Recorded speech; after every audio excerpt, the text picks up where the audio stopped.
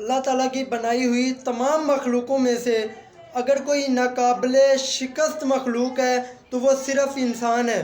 इंसान वो मखलूक है कि जिसे आप मार कर रास्ते से तो हटा सकते हैं लेकिन इसे हरा नहीं सकते।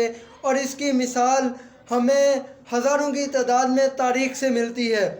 वो लोग जो अपने अंदर इस सलाहियत को जान लेते हैं कि अल्लाह ताला ने उनके अंदर इंसान बनाकर वो सलाहियत पैदा कर दी है कि उन्हें मार कर रास्ते से तो हटाया जा सकता है लेकिन अपने मकसद में नाकाम नहीं किया जा सकता, उन्हें शिकस्त नहीं दी जा सकती।